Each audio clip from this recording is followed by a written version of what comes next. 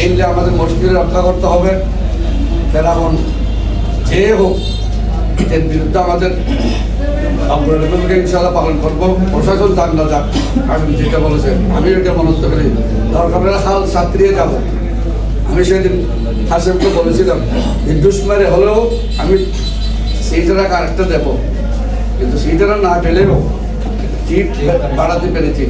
সেইটারা পেটে টকে দিছে, এটা সিন্ধুরও ছিল। এখন দিলে তো আবার আমাদের এখানে 500 টাকা 1,500 লোক ডুবে গেলে আবার আর সমস্যা, আমাদের ঠিক করে দিতে হবে।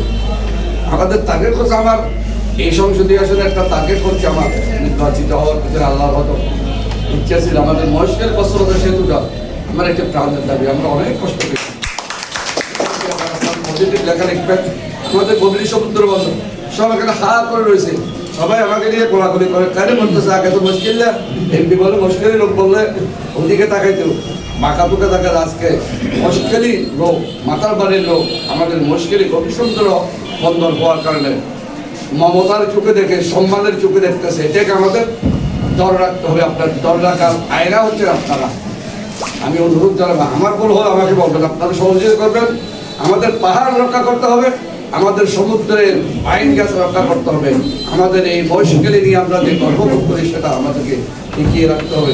আমাদের চাকরি হয় নাই, আমাদের আসলে যেগুলো বলেছে এগুলো আমাদের দাবি ছিল। এই দাবি আমি এখানে উত্থাপন করতে সবার সম্মিলিত প্রচেষ্টায় আমরা রোহিঙ্গা হব, আর এখানে আলাদা লোকেরা এখানে চাকরি করবে, সেই ধরনের ডিগ্রি করার জন্য আমি মনে প্রস্তুত। আমাদের ছেলেরা আছে, আমার গর্বের বুক ফুলে দিয়েছিল আমি যখন ঢাকা ইউনিভার্সিটির SM হলে আমাদের কক্সবাজার উত্তর ঢাকা ইউনিভার্সিটির ছাত্ররা 60 আমাদের কক্সবাজারের ছেলেরা আছে, ছেলে মেয়েরা লেখাপড়া করতেছে ঢাকা ইউনিভার্সিটি। আমরা কল্পনাও করতে পারি নাই আমাদের মহেশখালীর শুধু ঢাকা ইউনিভার্সিটির 40-50 জন আছে, এবং সমগ্র কক্সবাজার জেলার ছাত্রদের নেতৃত্ব দিচ্ছেন আমাদের মহেশখালী সন্তান। আমাদের রাস্তা আমাদের আমরা বুক বুঝিয়ে বলতে পারি আমাদের মহেশখালী ছেলেরা এখন লেখাপড়া। আমরা সাগর পাহাড়ে উত্তীর্ণ হয়ে আমরা সাগরের সাথে যুক্ত করে আমরা বড় হয়েছি। আমাদের মেধা, অকৃত্রিম মেধা, আমাদের মেধাকে কাজে লাগিয়ে আমাদের দেশকে উন্নয়নশী করে আমরা নিয়ে যাবো সমৃদ্ধি প্রচেষ্টায়। সে ব্যাপারে আমি আমার এখানে অনলাইন সাংবাদিক বন্ধুরা আছেন, আমাদের কক্সবাজার উপকূলীয় সাংবাদিক বন্ধুরা আছেন, আমাদের প্রেস ক্লাব আছে, প্রেস ক্লাবকে আমাদের আধুনিকায়ন করতে হবে।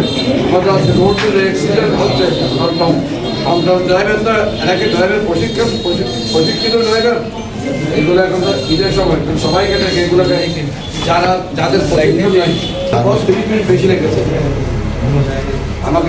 আমি বলেছিলাম, আমার এসিডেন্টকে বলেছিলাম যে কি করা যায় দেখেন, এখন নাই। আমি ওদিন এসি যদি স্পিড ব্রেকার পাই রেখে সেখানে অ্যাক্সিডেন্ট হয়েছে চিকুনি পাড়া, সেখান থেকে স্পিড ব্রেকার আগে ছিল না, যে আমাদের অদক্ষতার কারণে। এবং অভিভাবকদের সচেতন হতে হবে। আমরা পজিটিভ নিউজ করব এবং আমরা সমৃদ্ধিভাবে। আপনারা রাজি আছেন আমার সাথে খাল পাড়াতে রাজি আছেন কিনা? আমি আজকে মেসেজ দিচ্ছি আপনাদের মাধ্যমে, যদি আবার এখানে বাইন গাছের মধ্যে জোয়ারের